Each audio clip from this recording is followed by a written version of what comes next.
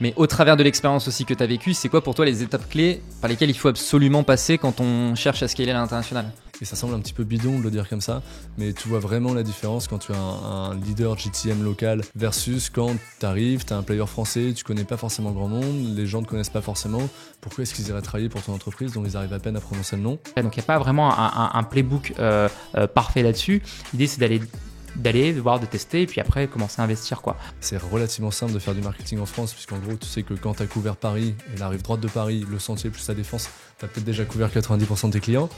Tu arrives aux US, d'un coup c'est une histoire différente. Justement, si on reste sur le sujet de l'international et du scaling à l'international, c'est quoi les différentes étapes clés pour toi que je dirais que vous avez vécu, mais au travers de l'expérience aussi que tu as vécue, c'est quoi pour toi les étapes clés par lesquelles il faut absolument passer quand on cherche à scaler à l'international?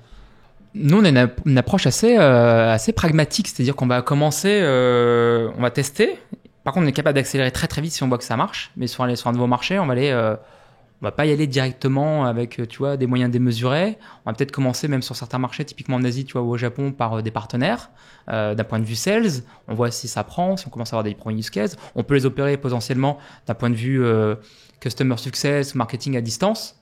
Et puis peu à peu, les fonctions qui ont besoin d'être locales vont être prises localement. Donc alors les sales sont souvent locales, évidemment, les CSM aussi, et après peut-être le marketing qui peut être opéré à distance au début. Après on va monter des équipes en local.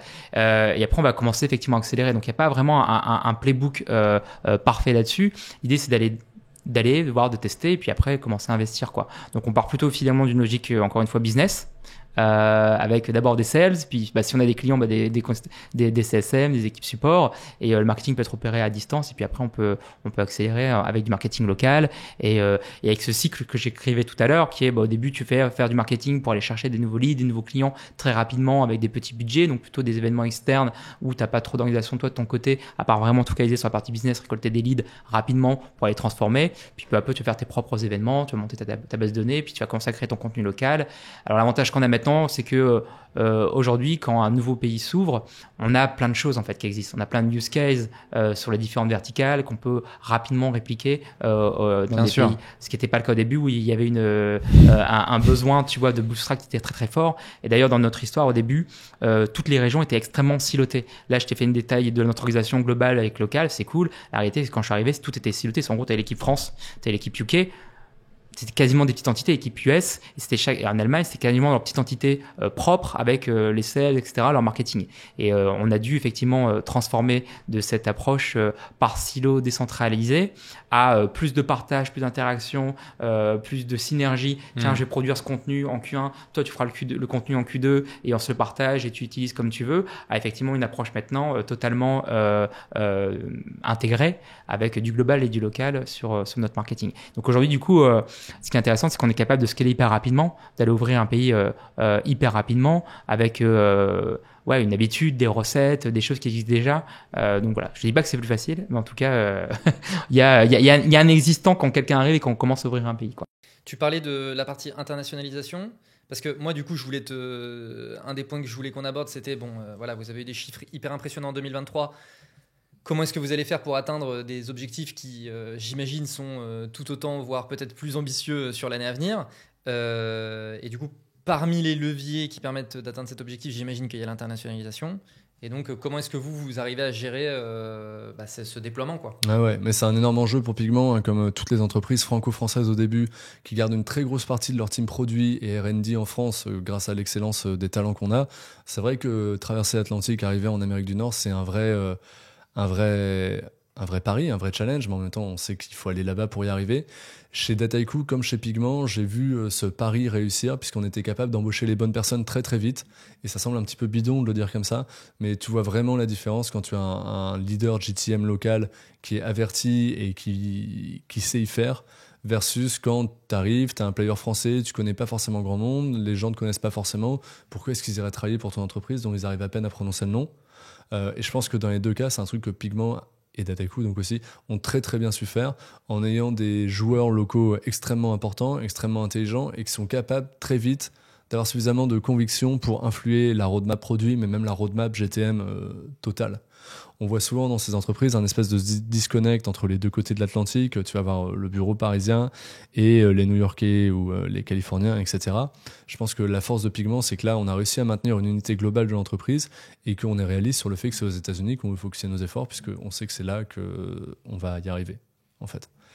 Et ce pari, pour moi, il est réussi quand tu acceptes l'idée que tu vas investir énormément, de manière pas vraiment parallèle avec ton investissement en Europe, mais c'est juste la réalité du marché et les entreprises qui sont pas prêtes à sauter ce pas n'y arriveront pas aux US de toute évidence. C'est en partie pour ça qu'il y a eu une grosse levée qui a été réalisée l'année dernière. Absolument, il faut de l'argent pour embaucher des bonnes personnes, il faut de l'argent pour je crois qu'aux États-Unis cette année on a une 40aine d'événements. Rien qu'aux États-Unis. Mais je te parle pas du Canada où on fait aussi pas mal de choses. Ah oui, d'accord. C'est pas Nord-Amérique, c'est les États-Unis. Oui, carrément. Donc énormément d'efforts. On est sur une approche aussi. Je me rappelle dans mes jeunes années, c'est relativement simple de faire du marketing en France, puisqu'en gros, tu sais que quand tu as couvert Paris et la rive droite de Paris, le Sentier plus la Défense, tu as peut-être déjà couvert 90% de tes clients.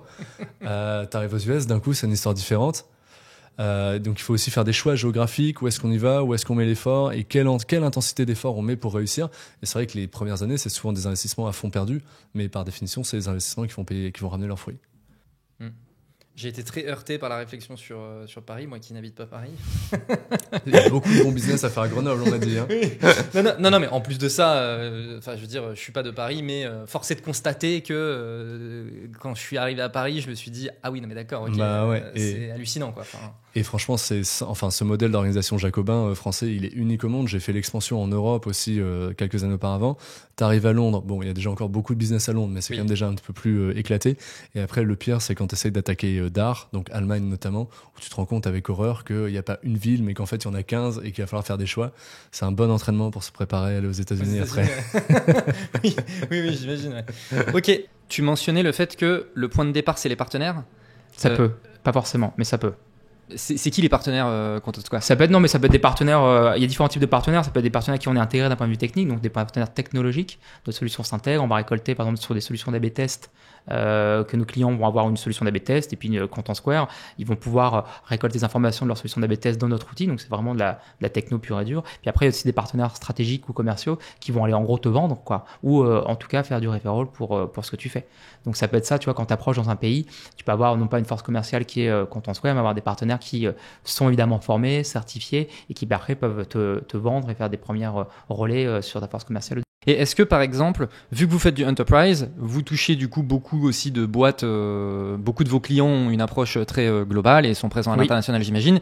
Est-ce que une des portes d'entrée vers l'international, ça peut c'est possible être cette partie-là de, en fait, j'ai pris le client, je l'ai signé en France, mais ensuite on va... Alors ça dépend de la structure du client en face. Tu vas prendre effectivement dans le luxe français typiquement où tu as les maisons qui vont être différentes maisons qui vont être attachées, donc pourquoi pas. Tu peux après essayer des activités qui sont hyper intéressantes, d'aller signer des contrats cadres pour après attaquer l'ensemble des maisons d'une boîte de luxe, ok. Mais en fait ça dépend pas de la structure en face. Certaines structures sont organisées totalement différemment, donc on s'adapte forcément à la structure de nos clients.